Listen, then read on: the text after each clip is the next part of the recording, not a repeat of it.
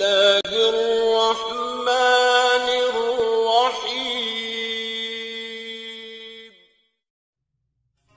نبی کریم صلی اللہ علیہ وسلم اپنی امت کے بارے میں بہت فکر مند رہتے تھے اور ان کو تمام فتنوں سے بار بار آگاہ فرماتے تھے۔ نہ صرف آگاہ فرماتے تھے بلکہ آپ صلی اللہ علیہ وسلم کو مدینہ منورہ میں یہودیوں کی بستی میں جب ایک یہودی کے ہاں ایسے لڑکے کا پتہ چلا جس میں دجال کی نشانیاں پائی جاتی تھیں تو آپ صلی اللہ علیہ وسلم نے اپنے صحابہ رضی اللہ تعالیٰ عنہ کے ہمراہ خود وہاں تشریف لے گئے اور چھپ کر اس کی حقیقت جاننے کی کوشش کرتے رہے۔ اسی طرح حضرت عمر فاروق رضی اللہ تعالیٰ عنہ کو اطلاع ملی کہ یمن میں ٹڈیاں ختم ہو گئی ہیں تو آپ صلی اللہ علیہ وسلم پریشان ہو گئے اور اس کی تحقیق کرائی، کیونکہ ٹڈیوں کا ختم ہونا قیامت میں سے ایک ہے۔ برمودا تکون کو انگریزی میں برمودا ٹرائینگل کہتے ہیں اور اڑن تشتریوں کو انگریزی میں UFO کہتے ہیں۔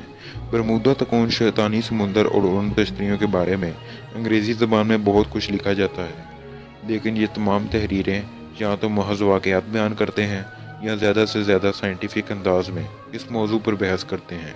یہ درد اس وقت اور بڑھ جاتا ہے جب پڑھے لکھے سمجھدار لوگ فوج در فوج فکری گمراہی کی طرف دوڑے چلے جاتے ہیں، نہ حالات کو قرآن کی نظر سے دیکھتے ہیں، نہ پیارے نبی صلی اللہ علیہ وسلم کی احادیث کی روشنی میں موجودہ وقت کو سمجھنے کی کوشش کرتے ہیں۔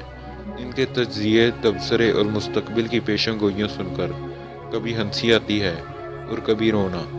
اس طرح وہ حق و باطل کے معاملات میں اپنی زبان و عمل سے دجال کے لشکر کے معاون بن رہے ہیں اور امام مہدی کے مجاہدین کی دل آزادی کا سبب بن رہے ہیں۔ یہ 5 دسمبر 1945 کا دن تھا اور فلوریڈا کے فورٹ لاڈریل سے فوجی تربیتی مشن فلائٹ 19 کے 5 طیارے ختم ہو گئے تھے۔ وسیع تلاش کے باوجود کوئی ملبہ نہیں ملا اور نہ ہی کوئی لاش برآمد ہوئی۔ ایسا لگتا تھا کہ ہوائی جہاز اور ان کے 14 عملہ پتلی ہوا میں غائب ہو چکا ہے۔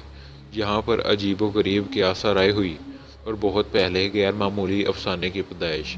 بحر کا ایک ایسا علاقہ جو برمودا مثلث کے نام سے جانا جاتا ہے، جس میں غیر واضح اور بظاہر غیر معمولی واقعات تشویشناک تعداد کے ساتھ پیش آتے تھے۔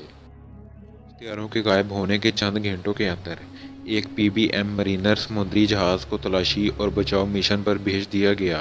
اس کے پائلٹ نے شام 7:30 پر معمول کی ریڈیو کال کی، جس سے اس کی حیثیت کی نشاندہی ہوتی ہے۔ اس کے فوراً بعد ہی مرینر بھی ریڈار سے غائب ہو گیا۔ نہ تو ہوائی جہاز نہ ہی اس کا 13 عملے کا دوبارہ دیکھا گیا۔ برمودا تکون کے بارے میں تو تمام دنیا بھر میں بہت کچھ لکھا جا رہا ہے اور اس کے بارے میں لوگوں کو خاصی معلومات ہے، لیکن برمودا تکون کی طرح پوری اسرار اور حادثات کے مرکز جاپان کا ڈریگن تکون یعنی ڈریگن ٹرائینگل ہے۔ اس شیطانی سمندر کے بارے میں لوگوں کو بہت کم معلومات ہے۔ جاپان کے لوگوں کو اس کے بارے میں اچھی طرح علم ہے اور جاپانی حکومت نے سرکاری اعلان کے ذریعے لوگوں کو اس علاقے سے دور رہنے کا حکم جاری رکھا ہے، لیکن جاپان سے باہر کی دنیا اس کے بارے میں بہت ہی کم جانتی ہے۔ سب سے حیرت انگیز بات یہ ہے، ان دونوں ٹرائینگل کا آخری نقطہ امریکہ سے ملتا ہے۔ تکون جاپان کے ساحلی شہر یوکوہاما سے فلپائن کے گوہام تک اور گوہام سے پھر جاپان کے ماریانا جزیرے تک، پھر ماریانا سے یوکوہاما تک بنتی ہے۔ ماریانا پر دوسری جنگ عظیم میں امریکہ نے قبضہ کر لیا تھا اور اس سمندر کو جاپانی لوگ مانو یومی کہتے ہیں، جس کے معنی ہے شیطان کا سمندر۔ 1952 تا 1954 جاپان نے اپنے 5 بڑے فوجی جہاز اس علاقے میں کھوئے ہیں۔ افراد کی تعداد 700 سے پرواز ہے۔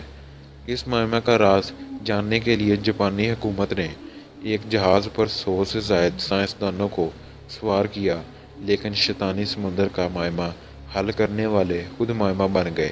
اس کے بعد جاپان نے اس علاقے کو خطرناک علاقہ قرار دے دیا۔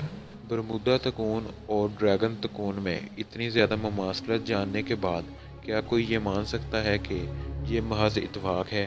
ہرگز نہیں۔